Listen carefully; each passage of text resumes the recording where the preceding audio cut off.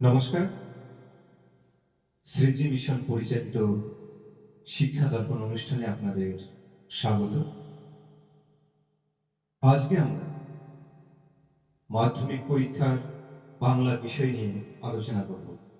আমাদের মধ্যে উপস্থিত রয়েছেন বিশিষ্ট শিক্ষক প্রলয় ভট্টাচার্য। আপনাকে শ্রীজি মিশনে স্বাগত। নমস্কার। আলোচনায় প্রথমে শুরুতেই আমরা পরীক্ষা প্রস্তুতি নিয়ে বর্তমান ছাত্রছাত্রীরা কিভাবে প্রস্তুতি নেবে পরীক্ষার, যদি একটু বিশদভাবে আমাদের ছাত্রছাত্রীদের বলেন। মাধ্যমিক 2025 শুরু হচ্ছে ফেব্রুয়ারি মাসের শুরুতেই। বাংলা প্রথম ভাষা নিয়ে পরীক্ষা শুরু। এটা একটা ভালো দিক, কারণ তুমি যে ভাষায় প্রথম মাকে দেখেছ সেই ভাষার পরীক্ষা। মাতৃভাষা সকলের কাছে অত্যন্ত প্রিয়। সবাই আমরা সাবলীল, তোমার অনুভূতি তুমি প্রকাশ করবে, বিষয় সহজ, এখানে কাঠিন্য কিছু নেই। প্রথমে আসি মাধ্যমিক পরীক্ষার বাংলা প্রশ্নপত্রে শুরুতেই থাকবে ঠিক বিকল্প নির্বাচন। এখানে প্রশ্ন সতের।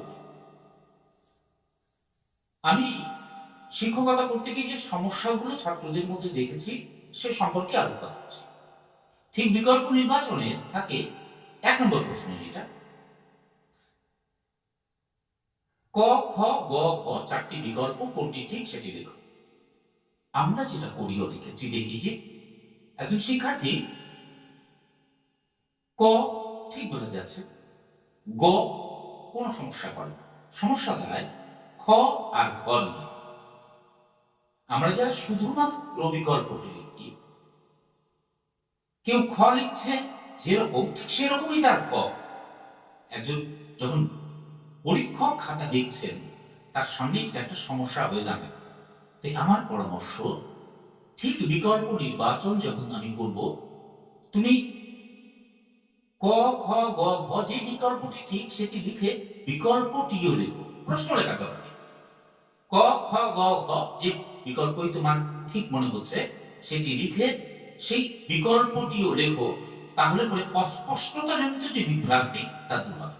বিকল্প লেখাটা লিখতে হবে। হ্যাঁ, তাহলে ভালো হয়। তার পক্ষে ভালো, লিখতেই হবে এমন বাধ্যবাধকতা নেই।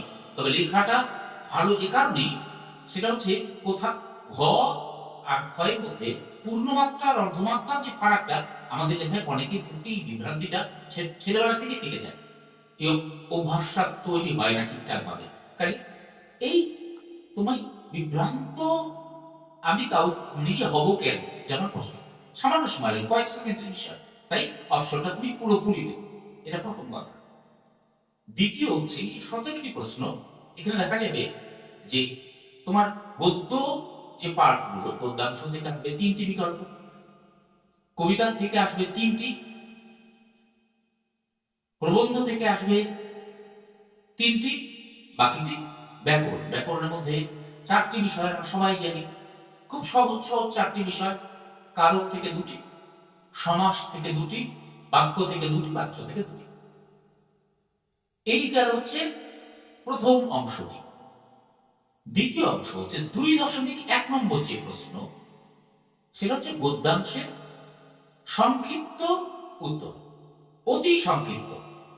এক্ষেত্রে কিন্তু সব বিষয় বটে, বিশেষ মাতৃভাষার ক্ষেত্রে একটা বিষয় কি, এখানে কিন্তু শব্দ সীমাটা নির্দিষ্ট। লেখা থাকে অনধিক 20টি শব্দের উত্তর।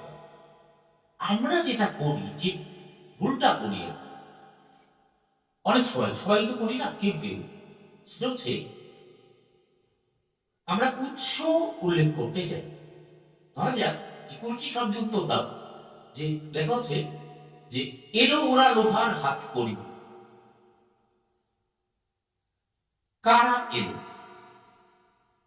20টি শব্দে যখন উত্তর দিতে যাচ্ছি, আমি শুরুতেই লিখে যাচ্ছি রবীন্দ্রনাথ, কবিগুরু রবীন্দ্রনাথ ঠাকুর রচিত পত্রপুট কাব্যগ্রন্থের উল্লেখযোগ্য কবিতা আফ্রিকা। এই কবিতা থেকে আলোচ্য অংশটি নেওয়া হয়েছে।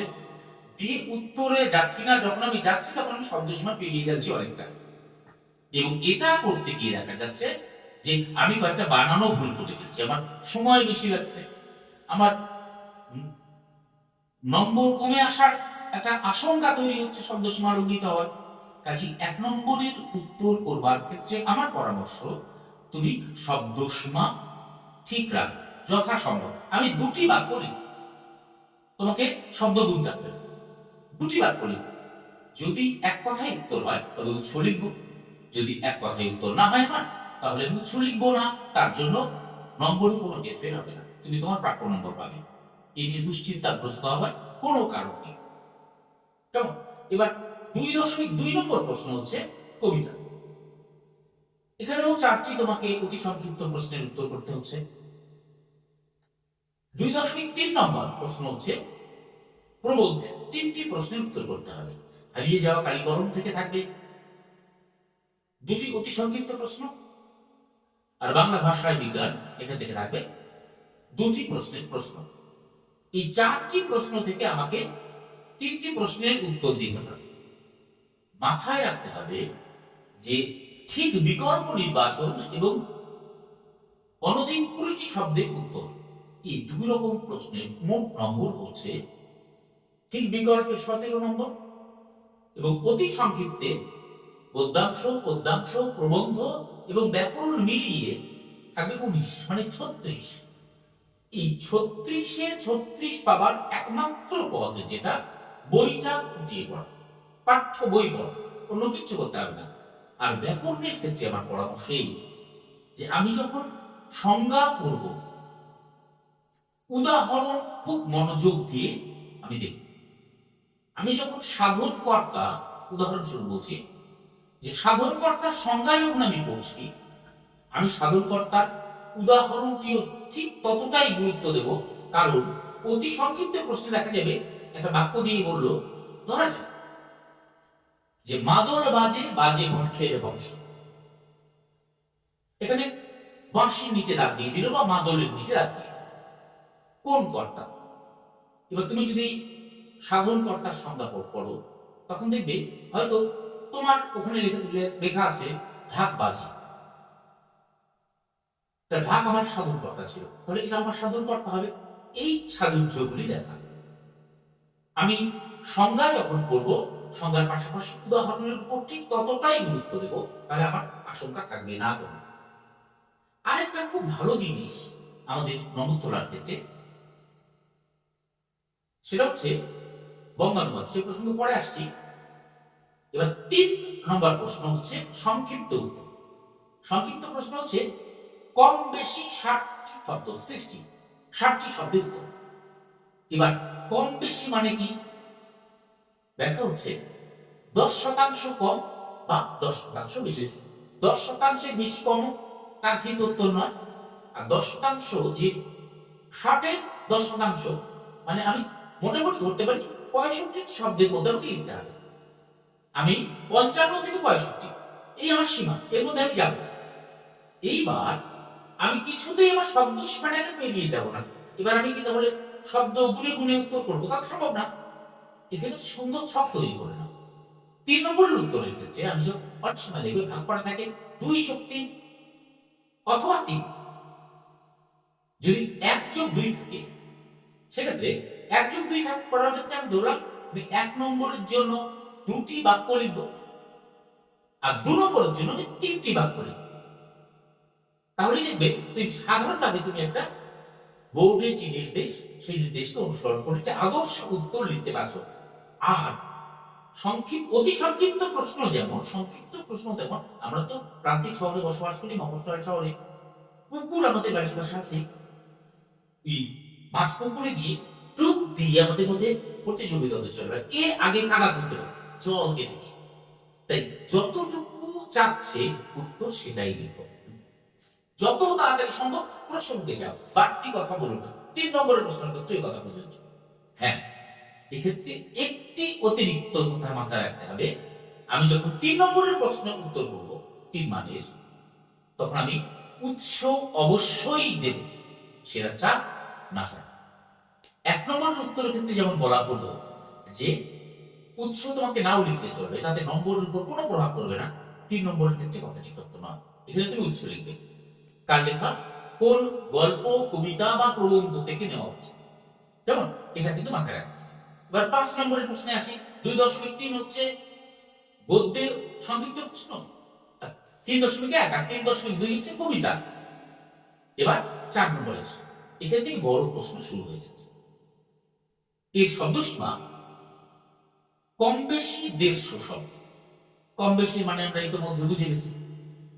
বিগত বছরের প্রশ্ন যদি আমি দেখি, তবে দেখতে পাবো বড় প্রশ্ন এসেছিল তোমাদের ক্ষেত্রে। একটি এসেছিল নদীর বিদ্রোহ থেকে, যতদূর আমার মনে আছে। হ্যাঁ, একটি নদীর বিদ্রোহ থেকে, আরেকটি এসেছিল হচ্ছে অদল বদল থেকে। তোমরা কাজ করতে পারো যে নদীর বিদ্রোহ এবং অদল বদল এই দুটি টেক্সটের ক্ষেত্রে তোমরা অতি সংক্ষিপ্ত, সংক্ষিপ্ত এবং ব্যাখ্যামূলক, অতি সংক্ষিপ্ত এবং সংক্ষিপ্ত এই দুটি বিষয়ের জন্য এই দুটোকে গুরুত্ব দাও। বড় প্রশ্ন দুটো থেকেই পুনরায় আসবে না, একটা আসতে পারে। হ্যাঁ, সেক্ষেত্রে তুমি জ্ঞানচক্ষু ভালো মতো পড়ো, বহুরূপী ভালো মতো পড়ো, পথের দাবি ভালো মতো পড়ো, বড় প্রশ্নের জন্য। আর অতি সংক্ষিপ্তের জন্য সবই পড়তে হচ্ছে আমাকে। তা বড় প্রশ্নের জন্য আমি বলবো বেশি গুরুত্ব দিয়ে পড়বো হচ্ছে জ্ঞানচক্ষু, পথের দাবি, বহুরূপী। কেমন? এবার 5.5 নম্বর প্রশ্নটা হচ্ছে কবিতার বড় প্রশ্ন। গত বছর এসেছিল আফ্রিকা, আর একটা এসেছিল অভিষেক। এটি একটু তুলনামূলক কঠিন কবিতা। এবার এই দুটোই এসে যাওয়ায় আমার পরামর্শ, এই দুটিও তুমি অতি সংক্ষিপ্ত, সংক্ষিপ্তের জন্য বিশেষ গুরুত্ব দিও। আর বড় প্রশ্নের জন্য, 5 নম্বরের প্রশ্নের জন্য রিপিট হবে। এবার দুটি রিপিট হওয়ার সম্ভাবনা অতি ক্ষীণ, ভেতরই কথা বলি। দুটি রিপিট হচ্ছে, এটা দেখা যায় একটু কবিতা রিপিট হবে। কেমন? এবার তাহলে আমি অসুখী একজন, আয় আরো বেঁধে বেঁধে থাকি, সিন্ধু তীরে প্রলয় উল্লাস। এর মধ্যে অসুখী একজন, আয় আরো বেঁধে বেঁধে থাকি, সিন্ধু তীরে, তিনটি কবিতাই খুব সহজ, এটা আমরা জানি। প্রলয় উল্লাসটা একটু বেশি গুরুত্ব দিয়ে পড়ো, কবিতাটা কিন্তু বাকি তিনটির মতো অতটা সহজ নয়, এটা একটু ভালো মতো দেখে যাও। পরের প্রশ্ন 6.6 নম্বর প্রশ্ন হচ্ছে প্রবন্ধের বড় প্রশ্ন। প্রবন্ধের বড় প্রশ্নের ক্ষেত্রে তুমি দুটি প্রবন্ধ আমি পড়বো, অতি সংক্ষিপ্ত এবং বিকল্পে, ঠিক বিকল্পের জন্য। আর বড় প্রশ্নের জন্য যে প্রবন্ধটি তোমার বেশি ভালো লাগে সেটি বেশি গুরুত্ব দিয়ে পড়ো। যেমন গত বছর এসেছিল আমার মনে পড়ে প্রথম ফাউন্টেন কেনার কথা। প্রশ্ন এক্ষেত্রে তুমি যদি হারিয়ে যাওয়া কালি কলম মনে করো, আমি এটা এবার গুরুত্ব দেবো।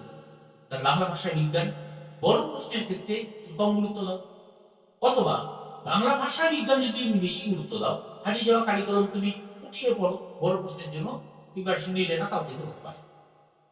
নাটকে আসে, নাটকের জায়গাটা হচ্ছে সিরাজউদ্দৌলা, একটি মাত্র নাট্যাংশ আছে, এখানে কিন্তু রয়েছে 4 নম্বর। এক্ষেত্রে শব্দসীমা কম বেশি 120টি শব্দ। কেমন? এবং গত বছর এখানে এসেছিল যে তার সামান্য পরিচয় আজ দিয়ে রাখলাম, মানে সিরাজউদ্দৌলা তার সভাসদদের যে ষড়যন্ত্রমূলক কার্যাবলী তার খোঁজ খবর কিভাবে রাখছেন, এটা গত বছর এসেছিল। আর আজ আপনাদের কাছে এই দীক্ষা, এখানেও সভাসদদের কাছে নবাবের ঘোষ।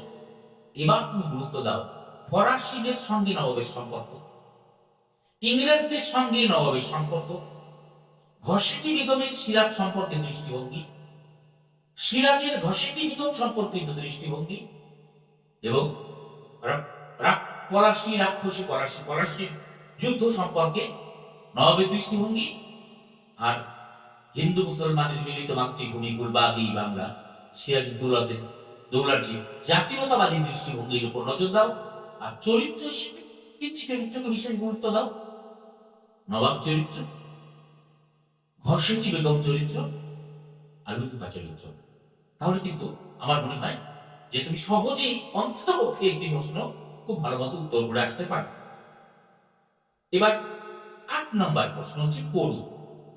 কলি বাঙালির সংখ্যা এখন কম আছে, ছাত্ররা বাঙালি সাধারণ পাঠক হচ্ছে, যারা কোনি পড়েন। এটা অসাধারণ উপন্যাস মতিনন্দী, সবাই উচ্ছ্বাসে তোমরা পড়েছ। এর গত বছর একদম শুরু থেকে এসেছিল বারুণী উৎসবকালীন গঙ্গার চিত্র, এসেছিল কৃতি সিংহের চরিত্র। কৃতি সিংহ যদি এসে থাকে, তাহলে এবার আমরা পাচ্ছি হচ্ছে লীলাবতী চরিত্র, কোনি চরিত্র। এই দুটি খুব গুরুত্বপূর্ণ এবার কাছে। আর জুপিটার সুইমিং ক্লাবে ভর্তি হওয়ার ক্ষেত্রে কোনি যে অসুবিধার সম্মুখীন হলো, সমস্যার সম্মুখীন হলো, দারিদ্র ও বঞ্চনার বিরুদ্ধে কোনির জীবন সংগ্রাম, কৃতি সিংহের নেতৃত্বে কোনির কঠোর যে অনুশীলন, প্রজাপতি, তোমরা জানো যে লীলাবতীর মেয়েদের পোশাক তৈরির দোকান, সেই ব্যবসা কি করে শ্রীবৃদ্ধি ঘটল লীলাবতীর নেতৃত্বে। বাংলা দলে সুযোগ পাওয়ার ক্ষেত্রে কোনির সামনে কি কি সমস্যা এলো, কি করে জাতীয় দলে কোনি সুযোগ পেল, কিভাবে অবিশ্বাস্য সাঁতার কাটল কোনি, ছিনিয়ে আনলো শিরোপা, শ্রেষ্ঠত্বের শিরোপা, এই জায়গাগুলো। আর বিষ্ণুচরণ ধরে খাদ্যাভ্যাস, এই জায়গাগুলো যদি তুমি নজর দাও। আর একটা প্রশ্ন, যে কোনিকে নিয়ে কৃতিশের চিড়িয়াখানায় যাওয়ার অভিজ্ঞতা, এবং এই অভিজ্ঞতার নিরিখেই আরেকটা প্রশ্ন থাকে, এটা বুকের মধ্যে পুষে রাখো। এটা চিড়িয়াখানায় যাওয়ার অভিজ্ঞতা একদম শেষ দিকে তুমি আসবে, যে হীরা মিত্রের সম্পর্কে কোনির মধ্যে যে একটা হিংস্র আক্রোশ রয়েছে, সেটা কেন কৃতি সিংহ জিয়ে রাখতে চাচ্ছেন, এই জায়গাটা। আর কোনিদের পারিবারিক জীবন, তার যথেষ্ট 10 নম্বর পাওয়ার। কেমন? আরেকটা 9 নম্বর সেটা হচ্ছে বঙ্গাঙ্গ। 4 নম্বর, সাধারণভাবে 4টি সহজ ইংরেজি বাক্য থাকে যা বাংলা লিখতে হয়। কখনো কখনো 3টি বাক্য থাকে, 2টি ছোট ছোট বাক্য, 3টি বড় বাক্য।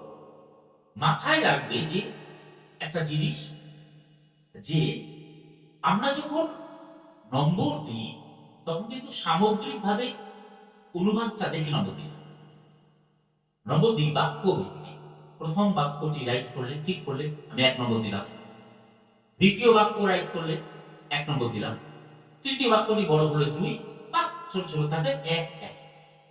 অর্থাৎ আমাকে দেখতে হবে যে আমি অনুবাদটি যখন করছি, প্রতিটি বাক্যের মধ্যে সামান্য হলেও দূরত্ব রাখবো, যাতে নম্বর দেওয়ার ক্ষেত্রে আমার সুবিধা হয়।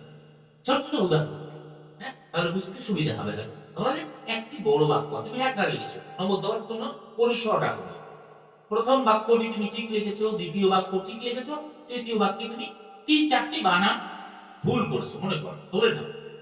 এবার আমি যখন খাতা লিখছি, তোমার নম্বর দেওয়ার জায়গাটি নেই, বাচ্চাটা লিখেছে, আমি ওকে নম্বর দিলাম হচ্ছে 4-এর মধ্যে 2, যে প্রচুর মানুষ রয়েছে। এবার দেখা গেল তুমি যদি স্পষ্ট পার্থক্য রাখতে বাক্যগুলোর মধ্যে, প্রথম বাক্যের জন্য পেতে 1, দ্বিতীয় বাক্যের জন্য পেতে 1, তৃতীয় বাক্য অনেকগুলো ভুল হয়েছে, তোমাকে 2-এর মধ্যে 1 হয়ে গেল 3। অর্থাৎ আমি 5-6টা বানান ভুল করা সত্ত্বেও নম্বর পেয়ে যাচ্ছি 3। কাজে লেখার কায়দা এটা খুব জরুরি তোমাদের জন্য। আর যেটা রাইটিং পার্ট, রাইটিং পার্টে 2টো জিনিস আছে, একটা প্রতিবেদন আর একটা সংলাপ। তোমাদের মধ্যে যাদের লেখার অভ্যাস আছে, উদ্ভাবনী শক্তি আছে, কল্পনা শক্তি আছে, তারা সংলাপে আসতে পারে। যাদের মনে হয় না আমি অনভ্যস্ত কথা আনবো না, আমি প্রতিবেদন লিখবো, তাও লিখতে পারে। সংলাপ আর প্রতিবেদন দুটোই যারা করবে, তাদের পরামর্শ, আমি প্রতিবেদন লিখছি, প্রাসঙ্গিক শিরোনাম দেব, ঠিক তার নিচে বাম হাতের তার নিজস্ব সংবাদদাতা, দিনহাটা, যেদিন আমি পরীক্ষা দিচ্ছি তারিখটাকে সাল দেওয়ার দরকার, দিয়ে রিপোর্টিং শুরু করলে, প্রতিবেদন শুরু করলে। আর সংলাপের ক্ষেত্রে কিন্তু খুব গুরুত্বপূর্ণ যে দুজনে, সাধারণত 2 বন্ধু সংলাপ দেয়, সংলাপের সাবলীলতা, সংলাপ শুরু, সংলাপ সমাপ্তি। এবার রচনায় আসি। রচনা তো খুব একটা গুরুত্বপূর্ণ। আমার তো মনে হয় যারা এখন তো সবাই পূর্ণ নম্বর আমরা চাই, 90 আমরা অনেকেই পাই, আমাদের অনেক ছেলে মেয়েই পায়। রচনার ক্ষেত্রে আমরা করি কি, তথাকথিত চাই যে মোস্ট ইম্পর্টেন্ট বিষয়গুলো এটা এটা এটা করবো রচনা, এটা করতে যে, এটা আমার পরামর্শ। তোমরা রচনাকে কয়েকটা ভাগে ভাগ করে নাও। কিরকম? বিজ্ঞান ভিত্তিক রচনা, পরিবেশ ভিত্তিক রচনা, অভিজ্ঞতা, ছাত্র জীবন, আমাদের স্বদেশ ও সংস্কৃতি। আমি ধরে ভাবলাম এর মধ্যে তুমি বিগত বছর যে রচনাগুলি এসছে সেগুলো লিখে নিলাম ভাগ অনুযায়ী। গত বছর এসেছিল দৈনন্দিন জীবনে বিজ্ঞান, বন সংরক্ষণ, সময়ের মূল্য, চরিত্র গঠনে খেলাধুলা, এই বিষয়গুলো বাদ দিয়ে দিলাম। দিয়ে তুমি যে কোনো 3টি শ্রেণীকে বেছে নাও, এই বিষয়ের উপর আমি যা করবো সব। তাহলে লিখবে তুমি অন্তত যে 4টি তোমার রচনা থাকে, যে অন্তত 3টি তুমি পেয়ে যাচ্ছ, যার মধ্যে বেছে নাও কি। আর রচনা যখন আমি লিখবো, রচনা লেখার প্রথম বিষয় আমাকে একটা ভালো নম্বর যদি পেতে হয়, কি দরকার আমার এলোমেলো না লিখে, একটা না লিখে প্রথম শিরোনাম দিয়ে ছোট ছোট অনুচ্ছেদ করে করে করে লিখ। আর রচনাটা প্রবন্ধ সংকেত দিয়ে দাও। অর্থাৎ আমি লিখলাম, ধরা যায় যে আমি একটা রচনা লিখছি যে মানব সভ্যতায় বিজ্ঞানের অবদান, এই রচনা আমি লিখছি। আমি কি কি লিখতে পারি, লিখবো, কোন কোন বিষয়ের উপর লিখবো, উপর লিখে দিলাম। সেখানে দেখা যাচ্ছে আমি দিলাম ভূমিকা,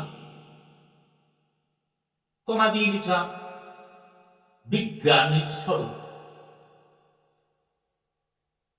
লিখলাম বিজ্ঞান সাধনা,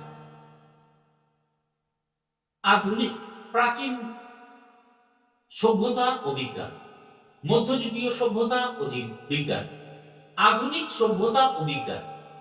এইখানে এসে তুমি এবার ভাগ করে নাও আধুনিক সভ্যতা সম্পর্কে 3টি বাক্য লিখে নিয়ে। এবার আমি আসলাম যে শিক্ষা ক্ষেত্রে বিজ্ঞান, চিকিৎসা ক্ষেত্রে বিজ্ঞান, আমি বিনোদনে বিজ্ঞান, বিভিন্ন ভাবে ভাগ করে আসো। এবার লিখলে বিজ্ঞানের নেতিবাচক দিক, উপসংহার, বিষয়গুলো সাজিয়ে দিই এবং এবার দেখে দেখে দেখে দেখে যা তুমি উপরে লিখেছে প্রবন্ধ সঙ্গে সেই অনুযায়ী তুমি লিখে যাও। তাহলে মনে হয় একটা ভালো নম্বর পাবে। আর একটা বিষয়, উত্তর করবে নীল আর কালো কালি, এছাড়া অন্য কোনো কালি ব্যবহার করো না। আর একটা জিনিস করতে পারো বড় প্রশ্নের ক্ষেত্রে, রচনার ক্ষেত্রে, সেটা হচ্ছে যে বাক্যগুলো তোমার মনে হয়েছে গুরুত্বপূর্ণ আমার উত্তরের ক্ষেত্রে, আমি যদি নীল কালিতে উত্তর লিখে থাকি, সে বাক্যগুলিকে তুমি নিচে দাগ দিয়ে দাও কালো কালি, আমার গুরুত্বপূর্ণ কথাগুলি।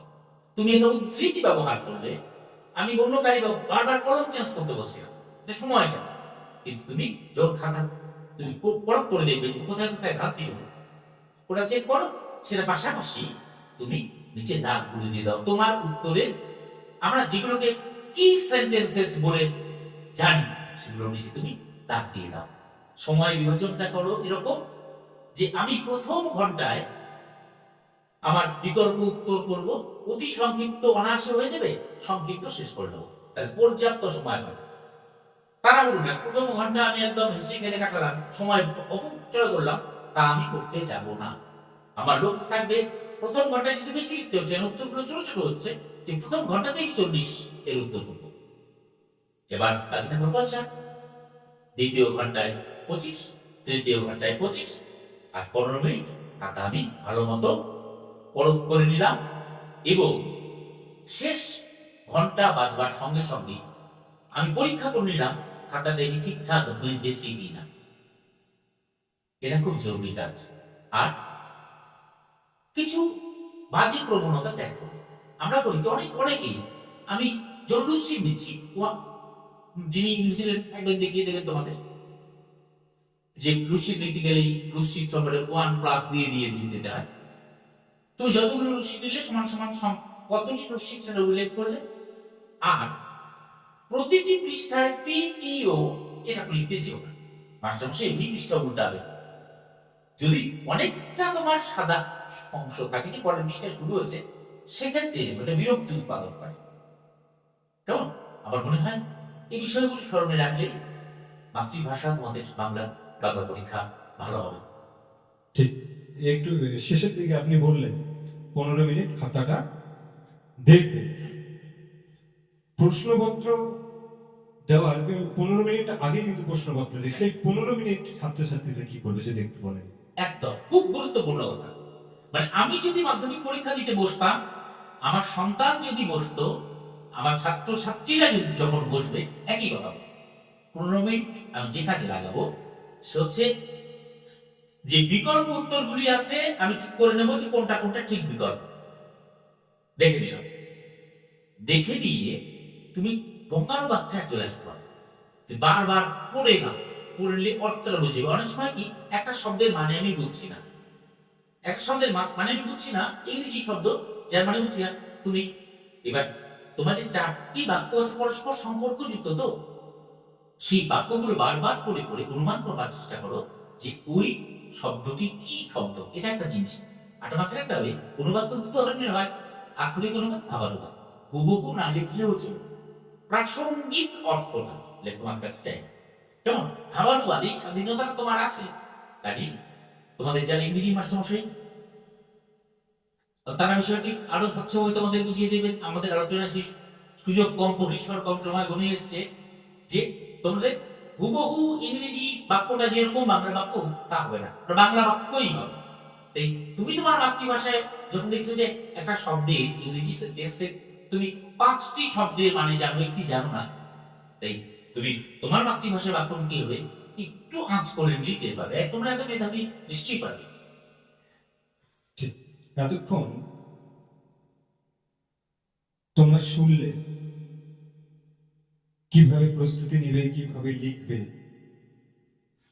আলোচনার আমরা একদম শেষ পর্যায়ে এসে পৌঁছেছি।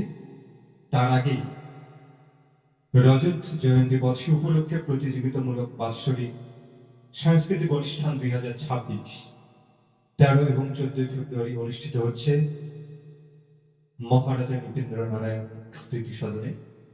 এই অনুষ্ঠানে সবারই সাদর আমন্ত্রণ এবং প্রতিযোগিতামূলক অনুষ্ঠানে অংশগ্রহণ করার জন্য অবশ্যই শ্রীজি মিশনে যোগাযোগ করবেন। আমাদের সঙ্গে এতক্ষণ ছিলেন বাংলা বিভাগের শিক্ষক প্রলয় ভট্টাচার্য। আপনাকে অসংখ্য অসংখ্য ধন্যবাদ আপনার মূল্যবান সময় আমাদের দেওয়ার জন্য। নমস্কার।